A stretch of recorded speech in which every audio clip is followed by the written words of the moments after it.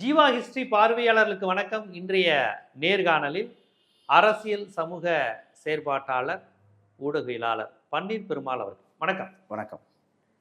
நீதி கட்சி குறித்து அரசியல் களத்தில் இரண்டு வித கருத்து உண்டு. ஒன்று, அவர்கள் இல்லை என்றால் இன்றைய தமிழ்நாடு இல்லை, எல்லாவற்றுக்கும் இதை பெண் கல்வி, ஒடுக்கப்பட்டோர் இடஒதுக்கீடு, பிற்படுத்தப்பட்டோர் இடஒதுக்கீடு, இந்த மாதிரி பல்வேறு முற்போக்கான விஷயங்களுக்கு தொடக்க சொல்லி அவங்க தான் அப்படிங்கிற அந்த ஒரு பெருமிதம் உண்டு. தமிழ்நாடு அரசு கூட உங்களுடைய வரலாறு எங்கேருந்து தொடங்குதுங்கிறப்ப 1920 தான் சொல்கிறாங்க. 1949 சொல்லலை. அவங்க திமுக தொடங்கின வரலாறு சொல்ல, நீதி கட்சியிலேருந்து நாங்கள் வேலை பார்த்துக்கிட்டு இருக்கோம். அதுதான் எங்களுடைய பயோனியர். அண்ணாகிட்டே நீங்கள் கட்சி ஆரம்பித்த குறுகிய காலத்தில் ஆட்சிக்கு வந்துட்டீங்களான்னு கேட்குறப்ப, இல்லை நாங்கள் நீதி கட்சியோட தொடர்ச்சி, நீதி கட்சியின் தொடர்ச்சி அப்படின்னு தான் சொல்லியிருக்காரு என்று அப்படி சொல்லப்பட்ட காலகட்டம். அந்த அளவிற்கு நீதி கட்சி குறித்து ஒரு பெருமிதம் இங்கே உண்டு. இன்னொரு புறம் நீதி கட்சியா, அது என்ன இருந்தாலும் ஒரு பண்ணையார் கட்சி, முதலாளிகளுடைய கட்சி, நான்காமின் உள்ள ஃபார்வர்டு கம்யூனிட்டியினுடைய கட்சி அப்படிங்கிற மாதிரியான விமர்சனங்களும் இருக்குது. இதை சில சமயம் இடதுசாரிகள் கூட வைப்பாங்க, வலதுசாரிகள் மட்டும் இல்லை, கம்யூனிஸ்டுகள் கூட நீதி கட்சியின் பேரில் இல்லைங்க, அது என்ன இருந்தாலும் ஒரு ஒரு நான் பிராமின் ஒரு உயர்ந்த ஜாதி கட்சி தான் அப்படிங்கிற மாதிரியான ஒரு பார்வையெல்லாம் உண்டு. இன்னொரு புறம் நீதி கட்சியின் மீது ஒரு மிகப்பெரிய விமர்சனம் சமீப காலத்தில் அது மீண்டும் மீண்டும் பேசப்படுவது புளியந்தோப்பு கலவரம்னு ஒன்று நடந்தது. அந்த தலித்துகள் மீதான கலவரத்தின் போது நீதி கட்சி தலைவர்கள்லாம் அவங்க தலித்துகளுக்கு சார்பாக இல்லை, அந்த கலவரத்துக்கு ஆதரவானவர்களாக இருந்தாங்க, இதுதான் நீதி கட்சியினுடைய சமூக நீதியா அப்படிங்கிற அந்த டோன், அந்த விமர்சனம், அந்த கட்டுரைகள்லாம் சமீப காலத்தில் வருது. இந்த மாதிரியான விமர்சனங்கள்லாம் இதை நம்ம எப்படி பார்க்குறது, அந்த விஷயத்தை எப்படி புரிஞ்சுக்கிறது? இல்லை, இப்போ நீதி கட்சி அப்படின்னு மட்டும் இல்லாமல் ஒட்டுமொத்தமாக திராவிட இயக்கம் இது வரைக்குமான காலகட்டம் குறித்த ஒரு பல்வேறு மாற்று கருத்துக்களை, பல்வேறு மாற்று உரையாளர்களை உருவாக்குறத ஒரு திட்டமிட்ட வேலையாக தமிழ்நாட்டில் பண்ணுறாங்க. அதாவது பலனடைந்த மக்களையே அந்த கட்சிகளிடம், அந்த கட்சி அந்த கருத்தியலிலிருந்து அந்நியப்படுத்துறதுக்கான வேலை. இப்போ நீதி கட்சி அப்படின்னு எடுத்து பார்க்க, இப்போ திராவிட இயக்கம் எடுத்து பார்க்குறப்ப அதன் மீதான விமர்சனங்களை நீதி கட்சியில் இருந்தே தொடங்குறாங்க. இப்போ நீதி கட்சி பண்ணையார் கட்சியா அப்படின்லாம் பேசுகிறதுப்ப காரல் மார்க்ஸ் யார்? அவர் ஒன்றும் தொழிலாளர் வர்க்கத்திலிருந்து பாட்டாளியாக வேலை செஞ்சு வந்தவர் கிடையாது. ஏங்கல்ஸ் யார்? இப்படி உலகத்தில் எல்லா இடத்துலையுமே இந்த சிந்தனை இப்போ யாருக்கு ஓய்வு கிடைக்குமோ அவங்க தான் சிந்திப்பாங்க, அவங்க தான் அந்த மாதிரியான அமைப்புகளை, கருத்துக்களை உருவாக்குவாங்க. இலக்கியங்கள் யாரிலிருந்து வந்தது? இப்போ தமிழ்நாட்டை பொறுத்தவரையும் பெரும்பாலும் வேளாளர்கள் தான், வெள்ளாளர்கள் அந்த பிரிவில் தான் அதிகம் எழுத்து, கவிதை, தமிழ் பற்று எல்லாம் அவங்கள்ட்ட தான் வந்துச்சுப்பாங்க, ஏன்னா அவங்களுக்கு தான் டைம் இருந்தது. ஆமாம், அதே மாதிரி தான் சமூகத்தின் மீதான அக்கறை எலைட்டாக இருக்கிற எல்லாரும் வர்றதில்ல, சமூகத்தின் மீதான அக்கறை இருக்கிறவங்க வர்றாங்க, ஒரு அமைப்பை உருவாக்குறாங்க. அந்த கட்சியை அந்த அதில் யார் பொறுப்பில் இருந்தா அப்படின்னு பார்க்குறதுல இருந்து அதை மதிப்பிடக்கூடாது. அவங்க எந்த சாதி, அவங்க என்ன பின்புலம் அப்படிங்கிறதுலேருந்து மதிப்பிட முடியாது. அந்த கட்சி என்னவாக செயல்பட்டது அங்கேருந்து நீங்கள் மதிப்பிடுகிற பொழுது தான் அந்த கட்சி அந்த தலித்களுக்கு எதிரானதா, பிற்படுத்தப்பட்டவர்களுக்கு எதிரானதா, இவங்களுக்காக பாடுபட்டதா அப்படிங்கிறத தெரிய வரும். முதல் முறையாக நீதி கட்சி ஆட்சிக்கு வருது. ஆட்சிக்கு வந்த பிறகு அவங்க செயல்படுத்தின திட்டங்கள் இருக்கலாம். அவங்க எல்லாருமே பண்ணையார். அவர் தியாகராயர் செட்டியார் சென்னையில் பெரிய தொழிலதிபர், சுண்ணாம்பு பண்ணக்கூடிய தொழில் இருந்தார். டிஎம் நாயர் அவரே எழுதுறாரு, நான் லண்டன்லேயும் பெரிய டாக்டர், இங்கேயும் பெரிய டாக்டர், அதில் சம்பாதிக்கிற பணத்தெல்லாம் நான் இதில் தான் செலவு பண்ணுறேன் அப்படின்லாம் எழுதுறாரு. அப்படியான பின்புலத்திலிருந்து தான் அவங்களாம் வர்றாங்க. அப்படி வரக்கூடிய பனகல் அரசர், அவர் ஒரு ஜமீன்தார் அவர். அப்போ இவங்கெல்லாம் உருவாக்கின அந்த ஆட்சி ஆதி திராவிடர்களுக்கு என்ன செய்யுது அப்படிங்கிறதுல தான் நீங்கள் ஆரம்பிக்கணும். சென்னையில் டிஎம் நாயர் ஒரு கூட்டத்தில் பேசுகிறப்பவே அவர் என்ன ஆதி திராவிடர் தோழர் தோழியர்களே அப்படின்னு பேசுகிறாரு. அவருடைய புகழ்பெற்ற உரைகளில் ஒரு உரை, அந்த உரை அதுக்கு அவர் விளக்கமும் கொடுக்குறாரு. அந்த விளக்கம் கொடுக்குறதுலே அவர் ஒரு நீண்ட உரை அது. அதில் எல்லாரும் சொல்கிறார், இப்போ இவர் தியாகராயர் இருக்காருன்னா அவர் சமூகத்துக்கு பார்ப்பனர்கள் ஊடுருவி ஒரு பிராமணிய முகத்தை பூசிட்டாங்க, இப்படி பல சாதிகளுக்கு வன்னியகுழு சத்திரியர் அப்படின்னு நம்மளுடைய பாட்டாளிகளை இப்படி மாற்றிட்டாங்க, நான் ஒரு பார்ப்பன ரத்தம் என் உடம்புல ஓடலை அப்படின்னு சொல்ல முடியாது. ஏன்னா அங்கே உள்ள நம்பூதிரி பார்ப்பனர்கள்லாம் அப்படி பொலிகாலையாக சூறையாடுறாங்க. ஆனால் இது இப்படியான எந்த வரலாற்று திரிவுகளும் பண்ண முடியாத திராவிடர்களாக நீங்கள் இருக்கீங்க, அதனால் நான் உங்களை ஆதி திராவிடர்கள்னு சொல்கிறேன் அப்படிங்கிறத ஒரு பெரிய விளக்கம் கொடுத்தே விழிச்சு பேசுகிறாரு. அவங்களுக்கோட அரசியல் உரையாடல் நிகழ்த்துறாரு. அப்போது அந்த கட்சியுடைய மூலவர்களே இப்படி தான் பேசியிருக்காங்க. அந்த கட்சி ஆட்சிக்கு வருது. ஆட்சிக்கு வந்த உடனே பல்வேறு ஆணைகள் போடுறாங்க. நீதி கட்சி தாழ்த்தப்பட்டவர்கள் யாருக்கான ஆட்சி அப்படின்னு ஒரு புத்தகம் திராவிடர் கழக வெளியிட்டிருக்காங்க. அதில் டீட்டெயிலாக ஒவ்வொரு திட்டங்களாக அதில் வந்து போட்டிருப்பாங்க என்னெல்லாம் பண்ணாங்க அப்படின்னு. ஆதி திராவிடர்கள் பொது இடத்துல புழங்குவதை தடுத்தா அதை வந்து அதுக்கு தண்டனை, அதுக்கு அபராதம், கட்டாயம் மாணவர்களை வந்து பள்ளிகளில் சேர்க்கணும், உண்டு உறைவிட பள்ளிகளில் சேர்க்கணும், அப்படி எல்லாத்தையுமே ஆதி திராவிட மாணவர்களுக்கு பொது வழியை திறந்து விடணும், அவர்களை கட்டாயம் பள்ளிகளில் சேர்க்கணும், இல்லை அப்படின்னா பள்ளிக்கு கொடுக்கக்கூடிய மானியங்கள் ரத்து பண்ணப்படும், அப்படி உள்ள அனுமதிக்கலை அப்படின்னா தடை செய்யப்படுவீங்க. இந்த பொது வெளியை திறந்து விடுறதுக்குல இதெல்லாமே ஒரு சமூகத்துக்கு மிக முக்கியமானது. அவங்களுக்கு வந்து நிலம் இருந்தாலும் காசு இருந்தாலும் நிலம் விற்பனை பண்ணாத ஒரு காலகட்டம் அது. 1921 எப்படி இருந்திருக்கும், இன்னைக்கே இப்படி இருக்குது. சந்தை விலைக்கு அவர்களுக்கு நிலம் வழங்குவதற்கான திட்டத்தை அரசாங்கம் தான் கொண்டு வருது. கல்லூரியுடைய நிர்வாகங்கள் இருக்குல்ல, கல்லூரிகளில் கல்லூரி தலைவர்களே நியமனங்களை போடுறப்ப அதை வந்து ஆதி திராவிடர்களுக்கு மறுக்கப்படுது, பிற்படுத்தப்பட்டவர்களுக்கு மறுக்கப்படுதுன்னு ஒவ்வொரு கல்லூரிக்கும் குழு அமைக்கிறதுக்கு சட்டம் கொண்டு வந்து ஆதி திராவிட மாணவர்களை சேர்க்கிறாங்க. இப்படி இந்த அரசு பல திட்டங்களை ஆதி திராவிட மாணவர்கள் தங்கி படிக்கிறதுக்கு அப்படிங்கிறதுக்காகவே ஒரு விடுதி கட்டுற திட்டமிடுறாங்க. அதுக்கான நிதியை கலெக்ட் பண்ணி MC ராஜாட்டே கொடுக்குறாங்க. அவர் தான் நீங்களே இதை பொறுப்படுத்தி கட்டுங்க அப்படின்னு சொல்லி கொடுக்குறாங்க. அப்படி ஒரு விடுதி கட்டப்படுது. அப்போ ஒட்டுமொத்தமாக அந்த சமூகத்துடைய வளர்ச்சி குறித்து அந்த ஜாதி பேர்கள்ல இருந்து நீக்கி ஆதி திராவிடருங்கிற பேர், ஜாதி பேர் சொல்லி இழிவுபடுத்தி கூப்பிடுறது தடை செய்யப்பட்டு ஆதி திராவிடர்கள் அப்படிங்கிற பேர் அவங்க தான் வைக்கிறாங்க. இப்போ இவ்வளோ வேலைகளை வந்து அந்த அந்த கட்சி வந்து பண்ணியிருக்கு. இப்படி செயல்பட்ட ஒரு அந்த தலைவர்கள் மீது தான் இவங்க இன்னைக்கு அவங்க தலித் விரோதியாக இருந்தாங்க அப்படிங்கிற ஒரு குற்றச்சாட்டு, குறிப்பாக புளியந்தோப்பு கலவரம் இதெல்லாம் பேசுகிறாங்க. இந்த இடத்த நீங்கள் முழுசாக எடுத்து பார்த்தீங்க அப்படின்னா அடிப்படையில் அது ஒரு தொழிற்சங்க போராட்டம். இங்கே இயங்கின பல்வேறு தொழிற்சங்கங்கள் வந்து 1902 அந்த 88 இயங்க ஆரம்பிச்சிருக்கு. அந்த தொழிற்சங்கங்கள் எல்லாம் அப்பப்போ ஸ்ட்ரைக்கு அதெல்லாம் பண்ணுறாங்க. இங்கே மார்க்ஸ், இந்த மூலதனம், இந்த செயல்பாடுகள்லாம் அப்போ கிடையாது. முதல் முறையாக அந்த PNC அப்படின்னு 2 கம்பெனி, அந்த நிறுவனங்களுடைய தொழிலாளர்கள் 2லையும் சேர்ந்து கிட்டத்தட்ட இவங்க இந்த திராவிட இயக்கத்தின் மீது விமர்சனங்கள் வைக்கிறவங்க என்ன சொல்கிறாங்கன்னா 15,000 பேருக்கு மேலே அங்கே வேலை பார்த்தாங்க அப்படிங்கிறாங்க. 2லையும் சேர்ந்து எனக்கு ஒரு 10,000 பேர் வேலை பார்க்கக்கூடிய, ஒரு 5,000 பேர் வேலை பார்க்கக்கூடிய 2 நிறுவனம். ஒன்று கர்நாடிக் கம்பெனி, இன்னொன்று பக்கிங்ஹாம் கம்பெனி, அதுதான் PNC. இந்த 2 கம்பெனிகளில் வேலை பார்க்குறாங்க. இந்த தொழிலாளர்கள் வந்து அவங்க வந்து 14 மணி நேரம் ஒரு நாளைக்கு உழைக்கணும். பெல் அடித்தா கை கழுவாமல் கொள்ளாமல் அவங்க ஓடி போய் வேலை செய்யணும். வேலை உறுதி அப்படிலாம் எதுவும் கிடையாது, தினக்கூலிகள் தான். அப்படியான காலகட்டத்தில் இந்த ஒடுக்குமுறைகள் இதெல்லாம் எதிர்த்து அங்கே வந்து பல்வேறு நபர்கள் பேச ஆரம்பிக்கிறாங்க. குறிப்பாக TVK, சக்கர செட்டியார், இப்படி தொழிற்சங்கங்கள் உருவாகிற ஒரு காலமாக அது இருக்குது. அந்த தொழிற்சங்கத்தில் எல்லாரும் இருக்காங்க. அவங்க ஒரு முதல்ல சின்ன சின்ன போராட்டங்களாக நடத்திக்கிட்டு இருக்காங்க. ஒரு கட்டத்தில் வந்து நிர்வாகம் பணியவே இல்லை அப்படிங்கிறதுனால 1921 மே மாதம் அவங்க வந்து ஒரு நீண்ட போராட்டத்தை அறிவிக்கிறாங்க. குறிப்பாக ஒரு 600 தொழிலாளர்கள், அந்த 600 தொழிலாளர்கள் இல்லை அப்படின்னா அந்த ஆலையுடைய இயங்காது. 5,000 பேர் வேலை பார்க்குறாங்க. முக்கியமாக இயந்திரங்களை இயக்கக்கூடிய ஒரு 600 தொழிலாளர்கள், அவர்கள் வேலை நிறுத்தம் செய்வது அப்படின்னு சொல்லி முடிவெடுக்கப்பட்டு வேலை நிறுத்தம் அறிவிக்கப்படுது. ஆனால் அதற்கு முதல் நாள் வந்து கம்பெனி நிர்வாகம், பிரிட்டிஷ் அரசாங்கம், இன்னும் சில தலைவர்கள், MC ராஜா, அவர் அப்போ நீதி கட்சியில் தான் இருக்கிறார், இவங்கெல்லாம் சேர்ந்து பேசி சில தொழிலாளர்கள், குறிப்பாக ஆதி திராவிட தொழிலாளர்கள் வேலைக்கு போகிறாங்க. இப்போ இந்த இடத்துல ஒரு முரண்பாடு வருது. இந்த முரண்பாடையும் தாண்டி இந்த வேலைகள் வந்து இந்த போராட்டம் வந்து நடந்துக்கிட்டே இருக்குது. இந்த இடம் இருக்குல்ல, இந்த தொழிற்சங்க போராட்டத்துடைய இந்த இடம், இதில் ஏற்படக்கூடிய இந்த தொழிலாளர்களுக்கு இடையிலான பிளவு அப்படிங்கிறது அந்த பெரம்பூர், அன்னைக்கு இருந்த பெரம்பூர் சுற்றியான பகுதி தான் இதெல்லாமே.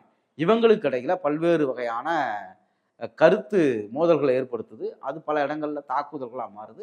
ஆதி திராவிட தொழிலாளர்கள், மற்ற தொழிலாளர்கள், அவங்களுக்கு இடையில நடக்குது. இப்போ இந்த இடத்துல எடுத்து பார்த்தீங்க அப்படின்னா 2 பேருக்குமே கோரிக்கை ஒன்று தானே, வேலை நிறுத்தம் அப்படிங்கிறது தொழிற்சங்கத்தின் வழியாக வருது. அப்புறம் வேலைக்கு செல்லுவது அப்படின்னு இவங்க சமரசம் பேசி வேலைக்கு போகிறாங்க. அவங்க வேலைக்கு போகிறதுனால இவங்க வந்து இவங்களுடைய வேலை நிறுத்தம் சக்சஸ் ஆகிறதுல தடுப்பு வருது. ஆதி திராவிடர்களுடைய வேலை, அவங்க வேலைக்கு போகிறாங்க, இதை மற்ற சமூகத்தை சேர்ந்தவங்க போகக்கூடாது அப்படிங்கிறாங்க. அப்போ இந்த இடத்துல தான் அந்த பிரச்சனை வருது. அப்போ இவங்களை வந்து வேலைக்கு போகிறத போய் தடுக்கிறது, மில் வாசல் போய் பிரச்சனை பண்ணுறது அப்படிங்கிற நடவடிக்கைகளில் மற்ற தொழிலாளர்கள் ஈடுபடுறாங்க. தொழிலாளருக்கு விரோதமா போயிடாதீங்க அப்படிங்கிற ஆமா. மாதிரியான ஒரு கோபம் தான். கோபம் தான் அது. அவங்க வந்து இதுல ஈடுபடுறாங்க. அப்படியான காலகட்டத்தில் காவல்துறை, ராணுவம் இதெல்லாமே கம்பெனிக்கு ஆதரவா இருக்குது. இவங்களை பாதுகாப்பா வேலைக்கு அனுப்புற வேலையெல்லாம் அவங்க தான் பார்க்குறாங்க. இப்ப ஆட்சி நடக்கிறது யாருடைய ஆட்சி அப்படின்னா பனகலரசருடைய ஆட்சி, நீதி கட்சியோடைய ஆட்சி. காவல்துறை இதெல்லாம் பிரிட்டிஷ் அரசாங்கத்தோட நேரடி கட்டுப்பாட்டுல இருக்குது. அவங்க ஆதி திராவிடர்கள் வேலைக்கு போறாங்க. ஆனா அரசாங்கம் தொழிலாளர்களுக்கு எதிராக இருந்துச்சு, பிரிட்டிஷ் அரசாங்கத்துக்கு ஆதரவா இருந்துச்சு அப்படின்னு ஒரு குற்றச்சாட்டு வந்து இன்னொரு பக்கம் வைப்பாங்க. இந்த பக்கம் ஆதி திராவிடர்களுக்கு எதிராக இருந்துச்சுன்னு. அரசாங்கம் ஒன்று எப்படி தொழிலாளர்களுக்கு பிரிட்டிஷை எதிர்த்து இதை எதிர்த்து அந்த பக்கம் நின்றுருக்கும் அப்படிங்கிற ஒரு கேள்வி இதுல மிகப்பெரிய அளவுல எழுது. அதுக்கான ஆதரவுகள் பிரிட்டிஷ்க்கு அப்படியே இவர்களுக்கு கைப்பாவைகள்னா அன்னைக்கு இவங்க வந்து அந்த வேலைக்கு போற தொழிலாளர்களுக்கு ஆதரவா தானே இருந்திருப்பாங்க. ஆமா, வேலைக்கு போற தொழிலாளர்கள் யார் அப்படின்னு பார்த்தா ஸ்ட்ரைக் பண்ற தொழிலாளர்களுக்கு ஆதரவா இருந்திருக்காங்க. பிரிட்டிஷ் அரசினுடைய அந்த நேரத்துல எதாச்சதிகாரத்தை எதிர்த்திருக்காங்கல்ல. இல்ல இவங்க வந்து அந்த இடத்துல வந்து போலீஸ் வந்து பிரிட்டிஷ் அரசாங்கத்திட்ட தான் இருக்கு. இது ஒரு அரையாட்சி அப்படின்னு தான் அதை பத்தி எழுதுறாங்க. அப்போ அவங்களுடைய ஆதரவுல தான் அது நடக்குது. நீதி கட்சி தலைவர்கள் என்ன பண்றாங்க அப்படின்னா இந்த மோதலை சரி செய்து ஏதோ ஒரு வகையில சரி பண்ணணும், குறிப்பா தொழிலாளர்களுக்கு இடையில ஏற்படக்கூடிய இந்த பிளவுகள் அது குறித்தெல்லாம் நம்ம சரி பண்ணணும் அப்படிங்கிற முயற்சிகள்ல ஈடுபடுறாங்க. சட்டமன்றத்திலே வந்து தணிகாச்சலம் செட்டியார் அப்படிங்கிற நீதி கட்சி சட்டமன்ற உறுப்பினர் இதை பற்றிலாம் பேசியிருக்காரு. இந்த ஒரு இடத்துல ஒரு ஸ்ட்ரைக் நடக்குது, அந்த இடத்த நீங்க புரிஞ்சுக்கிட்டீங்கன்னா தான் அந்த பிரச்சனையை புரிஞ்சுக்க முடியும். ஒரு குரூப் வந்து வேலைக்கு போகாதீங்கிறது, ஒரு குரூப் வேலைக்கு போகுது. இவங்க வேலைக்கு போகிறதுனால நிர்வாகம் இவங்களோட எந்த பேச்சுவார்த்தையும் நடத்துறதுக்கு வர மாட்டேங்குது. இவங்க டெய்லி ஒரே ஏரியாவில் ஒரே குடிசையில் அவர் அங்கே அந்த தெருவில் குடிசையில் இருந்தால் அவர் இந்த தெருவில் குடிசையில் இருக்கிறாரு. தினந்தோறும் சந்திச்சுக்கிட்டா ஒரு சண்டை வரும்ல, அந்த சண்டை தான் மாதிரி.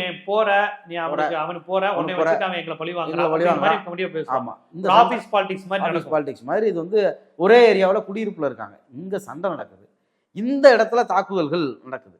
அப்ப அரசாங்க நீதி கட்சி வந்து தலித்களுக்கு ஆதரவா, இந்த ஆதி திராவிடர்கள் வேலைக்கு போன தொழிலாளர்கள் இருக்காங்களே அவங்களுக்கு ஆதரவா, அவங்களுக்கு மீட்டுருவாக்கம் பண்றதுக்காக அவங்களை அங்கிருந்து வியாசர்பாடியில ஒரு முகாம் அமைச்சு அங்க மாத்தி பாதுகாக்கிறாங்க. அவங்களுக்கு சிகிச்சைகள் கொடுக்கப்படுது. இப்ப இந்த இடத்துல இந்த தலைவர்களுடைய ஜாதியை சொல்லி தியாகராயரா அவர் வந்து தேவாங்கு செட்டியார் சமூகத்தை சேர்ந்தவர், நடேசனார் அவர் முதலியார் சமூகத்தை சேர்ந்தவர், இதெல்லாம் பண்ணையார் கட்சி இப்படின்லாம் கேம்பெயின் பண்றதுல அவர் அந்த சமூகத்துடைய முதல் பிஏ பட்டதாரி. அப்ப எவ்வளவு பெரிய போராட்டத்தில் இருந்து அவர் வந்திருப்பாரு. ஆனா அவங்க எல்லாரும் என்ன பண்றாங்க, எல்லாம் ஒட்டுமொத்தமாக பார்ப்பனர் அல்லாத சமூகம், ஆதி திராவிடர்கள், பிற்படுத்தப்பட்ட மக்கள், இஸ்லாமியர்கள் எல்லாருக்கும் சேர்ந்த ஒரு அரசை, ஒரு நிர்வாகத்தை கட்டி எழுப்புற வேலையை பார்க்குறாங்க. அதனாலதான் ஆதி திராவிடர் தோழர் தோழியர்களே நான் ஏன் உங்களை கூப்பிடுறேன் அப்படிங்கிறதுக்கு ஒரு எக்ஸ்பிளனேஷனை டிஎம் நாயர் வந்து கொடுக்குறாரு. அப்போ இதெல்லாம் நடந்த காலகட்டத்தில் இந்த கேம்பெயின் இருக்குல்ல, இந்த கேம்பெயின் யாருக்கு பயன்படுது அப்படிங்கிறதையும் நம்ம வந்து பார்க்கணும். இப்போ இந்த பாஜக ராமசீனிவாசன் ஒரு பேராசிரியர் இருக்காரு, அவர் பேசின ஒரு வீடியோ பயங்கர வைரல். அந்த வீடியோவுக்கு மெட்டீரியல் வந்து இது நீதி கட்சி, பண்ணையார் கட்சி, தலித்துகளுக்கு எதிராக இருந்துச்சுலாம் பேசுகிறவங்க இருக்காங்கல்ல, இவங்க கொடுத்த மெட்டீரியல் தான் அவர் பேசுகிறார். அவர் என்ன எம்சி ராஜா எழுதியிருக்காரு, என்ன எழுதியிருக்காரு அப்படின்னா பச்சையப்பா கல்லூரியில் நீதி கட்சி ஆட்சி காலத்தில் தலித்துகளே சேரலை, அவங்களா சேர்த்தாங்க, யாரா சொல்லுங்க அப்படின்னு ஒரு வாய்ச்சவடாலா பேசி ஒரு நிமிஷத்தில் போட்டு விடுறோன்னு, அப்போஹோ ஒரு பக்கம் நம்ம ஆளுங்க வந்து ஆய்வு பூர்வமாக அந்த மாதிரி ஏதாவது ஆதாரமே இல்லாதது. சுப்பிரமணியன் வெங்கடாச்சலபதியிலிருந்து இதுவரைக்கும் எந்த ஆய்வாளர்களும் பல வெளிநாட்டுக்காரங்க கூட அந்த போராட்டம் குறித்து குறிப்பிட்டிருக்காங்க. அவங்க யாரும் அதை பற்றி எழுதலை. இல்லாத ஒரு கதையை வச்சு ஒரு கட்டுரை எழுதுனாங்க. அடுத்து இப்போ இதுலேயும் நமக்கு இன்னொரு கேள்வி வருது. அப்போ நீதி கட்சி யாரையுமே பச்சையப்பா கல்லூரியில் நீதி கட்சி ஆட்சி காலத்தில் வரல அப்படின்னா அது ராஜாஜி தான் கொண்டு வந்தார் அப்படின்னு அவர் சேர்த்து சொல்லுவார். அப்படி வரல அப்படின்னா அப்போ நீங்கள் அதுக்கு வந்து அது உண்மை தானே அப்படிங்கிற ஒரு கேள்வி இதில் வரும். அதுக்கும் வந்து வரலாற்றில் இதே தலைவர்கள் பதில் சொல்லியிருக்காங்க. அதாவது இந்த கல்லூரி நிர்வாக குழு அமைக்கிறாங்கல்ல, அந்த நிர்வாக குழு அமைக்கிறது தொடர்பான விவாதம் நடக்குது. அதில் இதை வந்து தியாகராயர் வந்து பேசுகிறார். என்ன அப்படின்னா, பச்சையப்பா கல்லூரியில் என்னுடைய ஒரு ஜமீன் நண்பருக்கு உடைய பையனுக்கு, அவர் வந்து அப்போ மாநகராட்சியில் மேயராக வேற இருக்கார், நான் வந்து இடம் கொடுங்க அப்படின்னு ஒரு ரெக்கமெண்டேஷன் லெட்டர் கொடுத்து அனுப்புனேன்.